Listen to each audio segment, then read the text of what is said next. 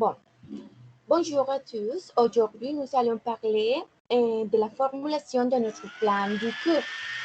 Et le plan du cours fait référence à un document descriptif qui indique tout ce que les enseignants devront faire dans leur classe. En d'autres termes, il s'agit d'un outil de planification et des activités de contenu. Et le rôle de l'enseignant est de faciliter autant d'apprentissage que possible. Donc, le plan de cours vise à guider les enseignants puisqu'il contient les étapes à suivre pendant le cours. Et la séquence du contenu à enseigner, la façon dont chaque sujet est présenté et les méthodes et activités d'évaluation entre autres sont visitées. Pour ce faire, Natalia et Laura commenceront par exposer l'origine et le contexte du cours. Angèle et Mélissa continueront avec les types d'objectifs à accomplir et l'adaptation au niveau A1. Diana présentera les compétences langagières du cours. Daniela parlera des types d'activités à développer. José et Marie présenteront les approches communicatives et actionnelles. Sandra et moi parlerons du lien entre l'objectif communicatif, l'objectif linguistique et l'objectif socioculturel. Et finalement, on donnera quelques conclusions.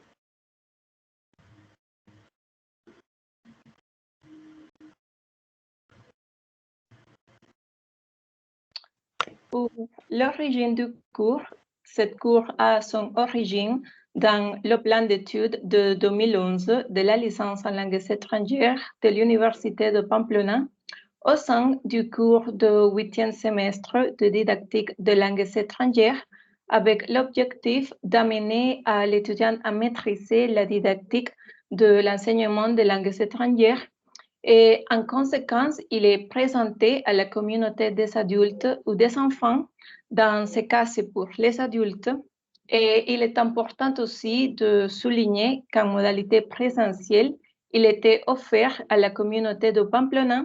Cependant, dans le cadre de la pandémie du COVID-19 et le changement à la modalité virtuelle, il y a eu une expansion à toute la communauté colombienne en donnant à la licence et aux étudiants une opportunité de meilleure visibilité et impact dans le contexte éducatif du pays.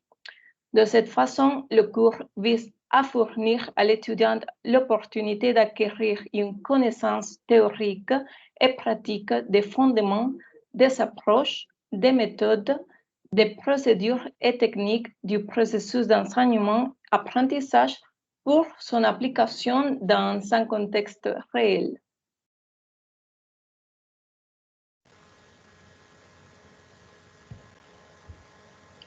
Et en parlant du guidage, je vais vous expliquer les contextes du cours. Ça sera un cours dirigé aux adultes et avec une quantité d'heures de 4 heures par semaine, une durée et ça sera 8 semaines réunissant 32 heures d'apprentissage. Et on va commencer le 18 d'octobre et jusqu'à 9 décembre. Et donc, et le niveau, en ce qui concerne le niveau, étant donné que la langue française n'est pas profondément diffusée, ce cours sera structuré pour offrir le niveau débutant à 1. Et avant de commencer notre cours, a été demandé aux apprenants quelques dépôts de formulaires d'inscription pour le développement de notre cours, tels que carte d'identité, le consentement, la fiche d'inscription. Et nous avons travaillé sur un document qui s'appelle le syllabus pour la création du leçon respective.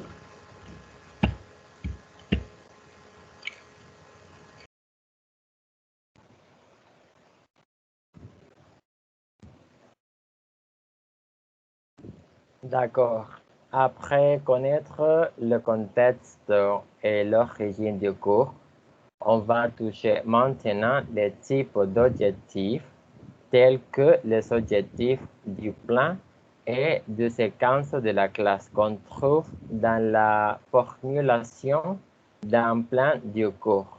En ce qui concerne les objectifs du plan, on a 3. En réception, étudie la compréhension de la langue qui est produite par les lieurs ou les autres. Et il s'agit de la langue de l'oral ou l'écrit. En production implique la création d'un discours, soit à l'oral ou bien l'écrit. Et en interaction concerne les échanges oraux ou écrits entre au moins 2 personnes. D'autre part, les objectifs de séquence de la classe. Les objectifs de séquence de la classe se composent de l'objectif linguistique, de l'objectif communicatif et l'objectif socioculturel. Mais ici, on va les aborder en termes généraux. Tout d'abord, chaque classe doit avoir une séquence laquelle permet d'atteindre les objectifs fixés, c'est-à-dire permet d'exprimer clairement ce que vous souhaitez apprendre à vos élèves de caractère progressif.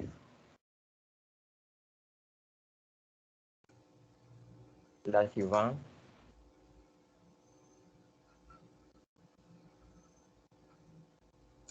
Donc, je vais vous parler de l'adaptation au niveau A1.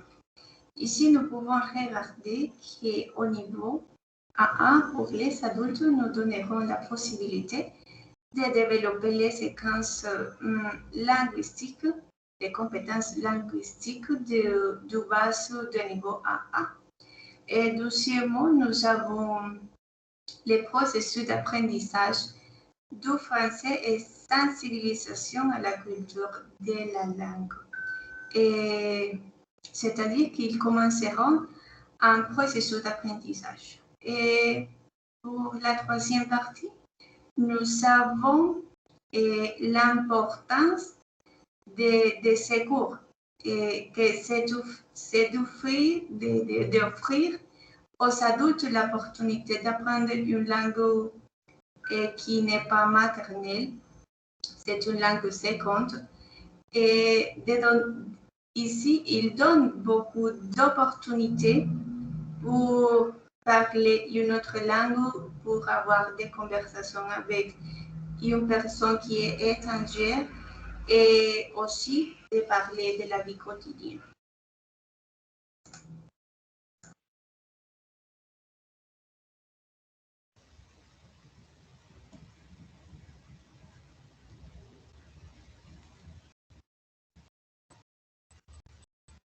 Maintenant, je vais parler des compétences langagières du cours. Alors, la compétence langagière permet de catégoriser la langue, dans ce cas la langue française, au niveau 1.1, en 4 habilités qui sont la compréhension écrite, la compréhension orale, la production écrite et la production orale.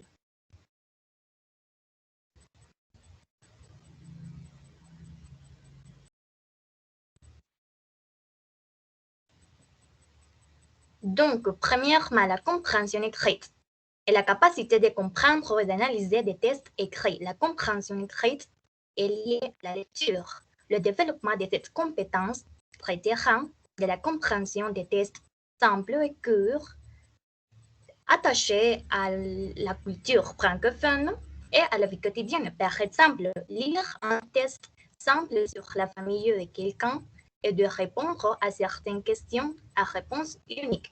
Ici, vous pouvez voir un texte sur la famille des Marie à comprendre. C'est un exemple, bien sûr.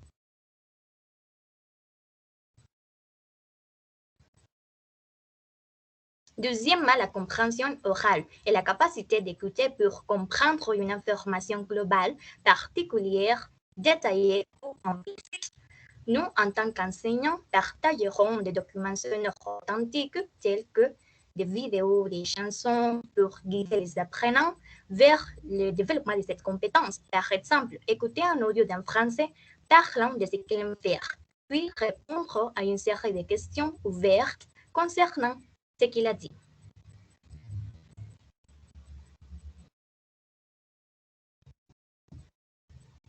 Troisièmement, la production écrite et la capacité d'écrire correctement dans une langue donnée. Nous donnerons aux étudiants les stratégies basiques et nécessaires pour rédiger des tests adaptés au niveau 1 de la langue française. Ainsi, les étudiants pourront écrire des lettres, des courriels, par exemple, faire la description personnelle de quelqu'un, peut-être la mère, le père, un ami, et nous indiquerons aux étudiants le nombre de mots à écrire. Dans cet exemple, le texte doit avoir 40 mots.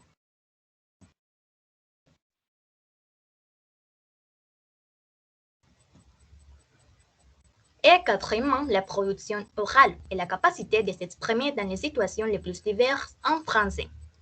Nous réaliserons la pratique de cette compétence en se concentrant sur des activités liées à la production des énoncés simples et courts à partir du sujet traité à chaque séance.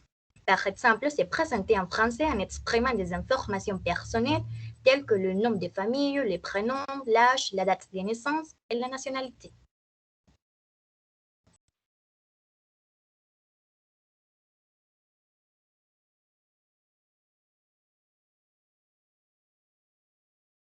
Donc, pour parler de le type d'activité, l'idée principale de ces activités, c'est que toutes les compétences linguistiques doivent être présentes puisque cela permettra aux étudiants de développer chacune d'entre elles en profondeur. En outre, il existe différents types d'activités qui permettent de développer une compétence ou ces compétences dans le cadre de l'élaboration d'un leçon ou dans l'explication d'un sujet. Par exemple, comme vous pouvez regarder ici, il y a 5 images qui représentent une activité. La première, c'est l'étude des rôles. Comme ma camarade Diana vient de dire, ici, on peut avoir la compétence de la production orale. Et la deuxième activité, c'est l'écriture, qu'on peut écrire des lettres, on peut décrire une routine. Et ici, on peut voir la production écrite. Pour la troisième activité, c'est la fiche pédagogique.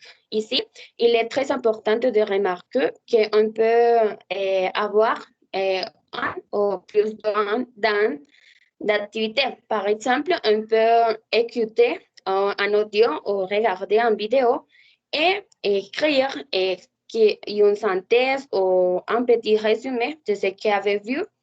Aussi, on peut lire et on peut voir la compréhension d'écrit. Et aussi, pour être dans la fiche pédagogique, avoir, pour parler, avoir une production orale parce que vous pouvez lire et vous pouvez raconter ce que vous avez lu. L'autre activité, c'est les vidéos, qui c'est pour améliorer ou pour avoir activité de production ou de compréhension, la compréhension orale. Et finalement, on peut avoir l'activité de répétition. Dans cette activité, les participants peuvent améliorer sa prononciation.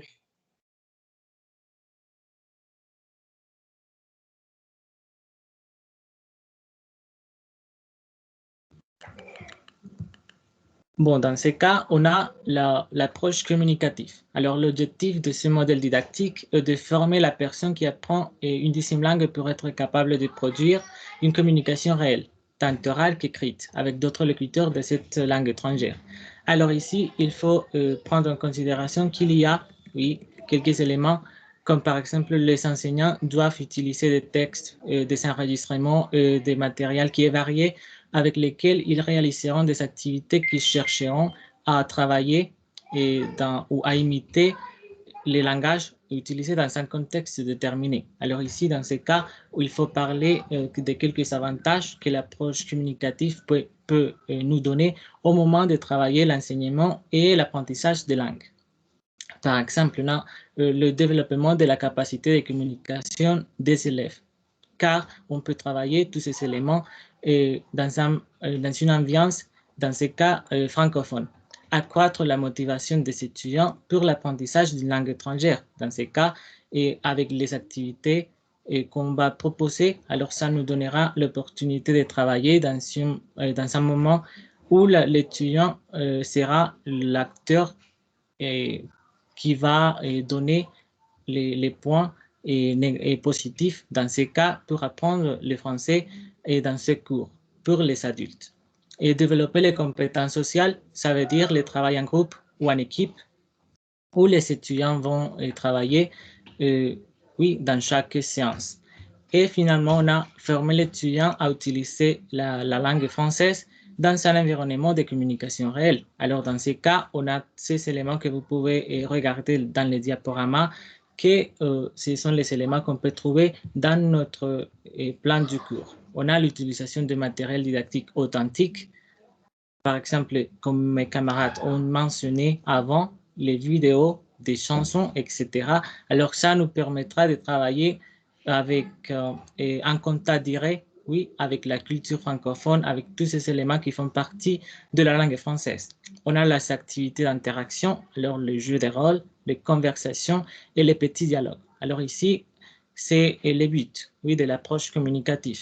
Savoir comment s'exprimer, comment se communiquer dans un contexte réel où les activités appartiennent à la vie quotidienne. Et finalement, on a les projets. Alors, dans ce cours, on va travailler 2 projets. Alors ici, c'est parler du sujet proposé en utilisant la langue française. Alors, ces 3 éléments que je viens de mentionner font référence à l'approche communicative dans notre cours. Oui, dans notre planification qu'on a fait.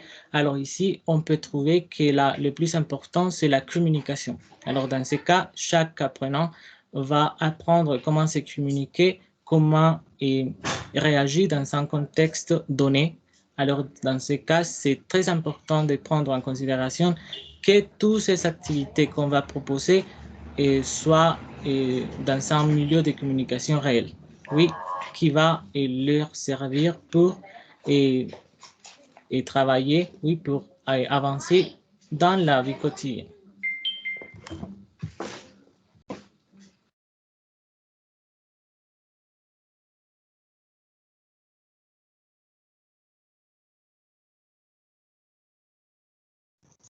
Bon, dans le cadre de l'approche actionnelle, la communication est vue comme une activité sociale qui permet d'accomplir des tâches spécifiques dans le cadre commun européen commun de référence pour les langues, et affirme que de l'approche communicative, comme vient de dire mon camarade, il faut mettre l'accent sur une utilisation active de la langue menant à l'acquisition de 5 compétences langagières: la production orale, les interactions orales, l'écoute, la lecture et l'écriture, y compris les compétences requises pour écrire dans une optique d'interaction. Dans ce cadre, il considère que l'apprenant comme un participant actif de ce processus d'apprentissage. Par exemple, dans notre plan de cours, il y a des tâches telles que parler, écrire et interagir.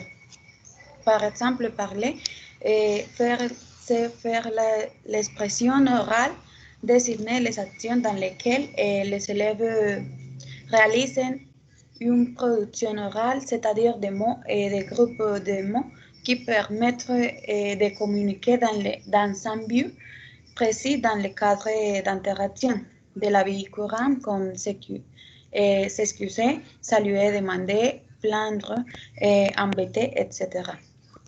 Pour écrire, il y a que l'écriture se reflète lorsqu'il réalise des activités telles que compléter par exemple les fiches pédagogiques, donner en classe et rédiger des textes de cours, entre autres.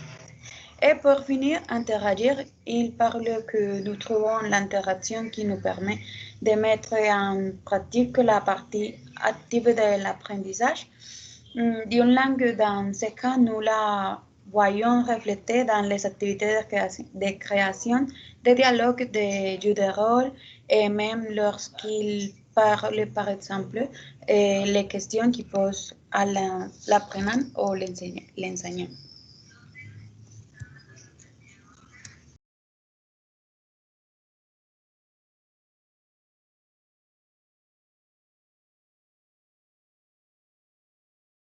Bien, continuons avec les liens entre l'objectif communicatif, linguistique et socioculturel. Bien, lorsque les objectifs d'apprentissage sont formulés, on peut déterminer les connaissances à acquérir et les compétences à développer par les apprenants au terme d'une activité d'apprentissage. De même, la formulation intervient dès le début du processus de planification d'un cours. Pour cette raison, activités telles que les choix d'évaluation, des activités d'enseignement-apprentissage, l'organisation en général du contenu du plan de cours résultent des objectifs d'apprentissage. C'est le lien entre ces objectifs d'apprentissage pour organiser d'une manière systématique les contenus du plan de cours. Suivante.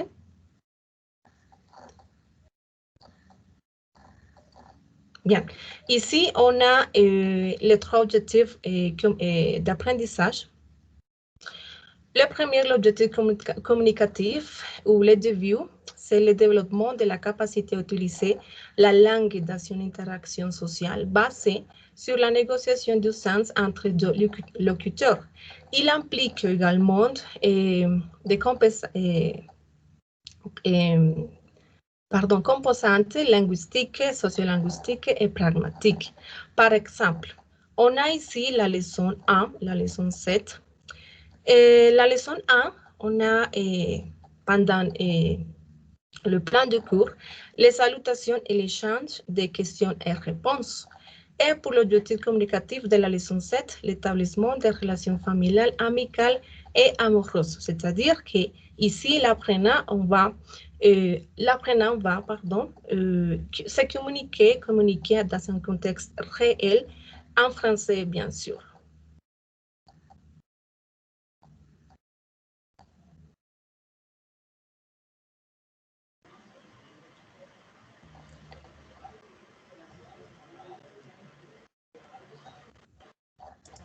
Donc, dans l'objectif linguistique,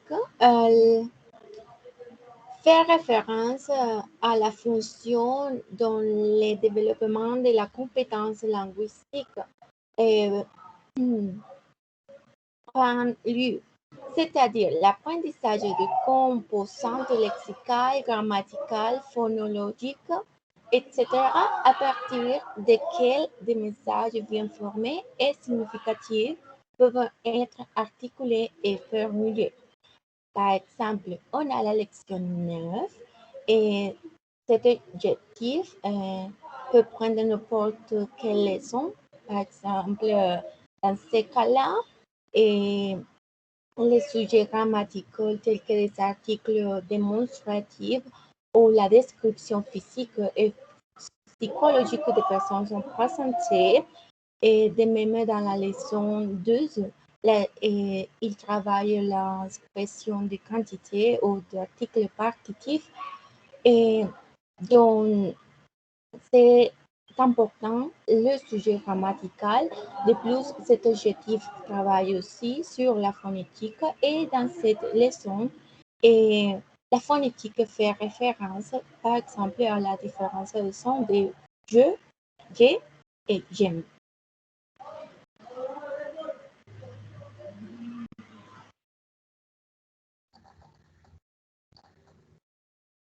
L'objectif socioculturel se concentre sur des connaissances de la société et la culture cible, c'est-à-dire les règles sociolinguistiques, les modèles culturels.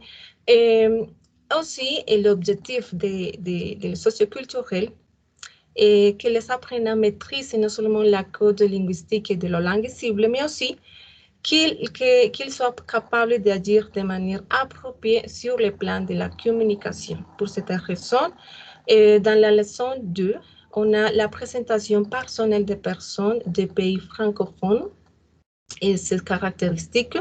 La leçon 3, la connaissance des lieux emblématiques de la France, les types de monnaies.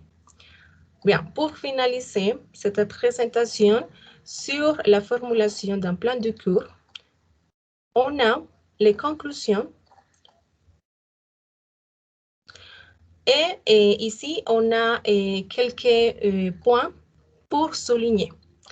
Les étudiants du 8e semestre de langues étrangères de l'Université de Pamplona, à travers du cours didactique en langues étrangères, seront en charge du cours A1 pour les adultes avec 16 leçons d'une durée estimée à 4 heures par semaine. Il est essentiel de différencier les types d'objectifs d'apprentissage de manière séquentielle et systématique. Concernant les compétences langagières de cours A1 pour les adultes, abordées seront la compréhension écrite, la compréhension orale, la production écrite et la production orale. Les activités varient selon le niveau et la population. En didactique, l'approche communicative et l'approche actionnelle sont indispensables pour le bon développement des compétences langagières. Et finalement, les liens entre les objectifs d'apprentissage permettent l'organisation systématique du contenu du plan du cours. Eh bien, c'est tout pour aujourd'hui. Merci beaucoup.